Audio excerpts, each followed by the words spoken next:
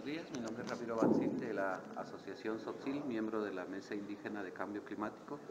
En estos días pues estamos reunidos acá con los miembros de la Mesa Nacional y los miembros de la Mesa Indígena de Cambio Climático para analizar tres temas específicos. Uno es los avances o el proceso de discusión que está llevando la Ley de Cambio Climático en el Congreso de la República. Frente a eso, lo que estamos planteando es que la ley debe de reconocer los derechos de los pueblos indígenas, específicamente sus derechos al conocimiento tradicional, los aportes que los pueblos indígenas hacen a los procesos de adaptación y que la propiedad del carbono es de los pueblos indígenas o quienes poseen esos territorios. Por otro lado, estamos haciendo un análisis sobre la política de cambio climático. En la política pues han habido avances en el reconocimiento de pueblos indígenas, pero no así en su implementación.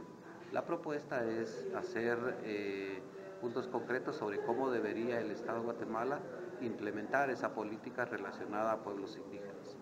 Y la tercera es hacer un análisis sobre la propuesta que Guatemala está lanzando en el marco de red en el tema de bosques.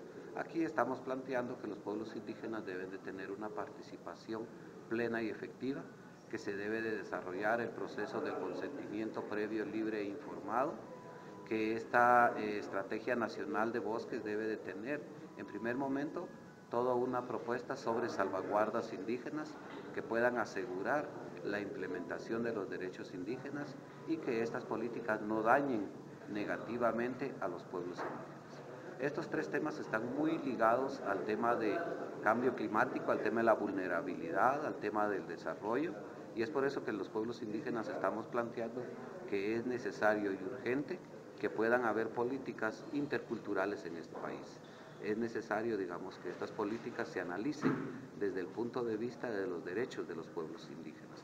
Hoy estamos reunidos aquí para hacer un análisis y evaluación sobre el trabajo que desarrolló la Mesa Indígena en el 2011 y hacer todo un plan de trabajo que nos permita definir las acciones tanto operativas como estratégicas que vamos a realizar en el 2012 a nivel nacional, a nivel local y a nivel internacional también, porque Guatemala ha sido uno de los países que ha planteado y ha ido planteando, digamos, la demanda de los pueblos indígenas a nivel internacional en el marco de la Convención de Cambio Climático.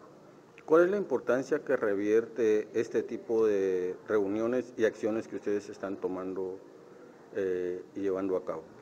Este tipo de eventos que nosotros desarrollamos son muy importantes porque en primer lugar permite que los pueblos indígenas representados a través de sus organizaciones tengan un papel proactivo y protagónico en el tema de las discusiones.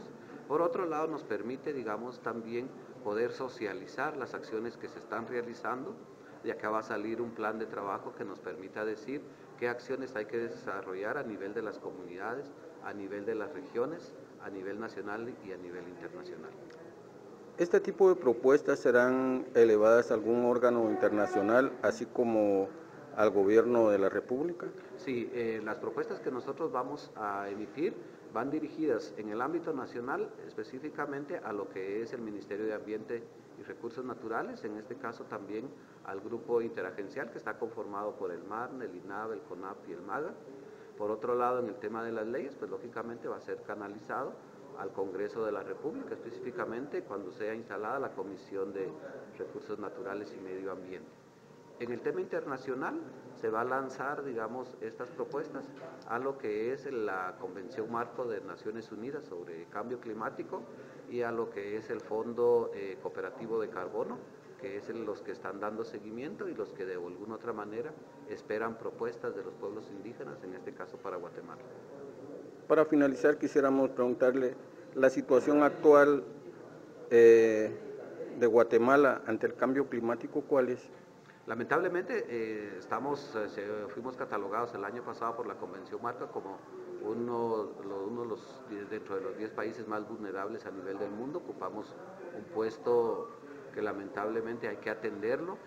El tema de la vulnerabilidad en Guatemala no ha sido atendido de la mejor manera. Esperamos que este gobierno pueda atender y tomar cartas en el asunto, no solo en la atención, sino en la prevención de esos desastres naturales que están ocurriendo.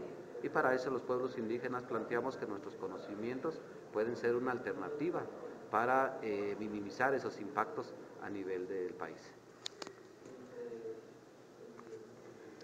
Informó para el Demócrata de Guatemala Francisco Javier Pérez Ramírez.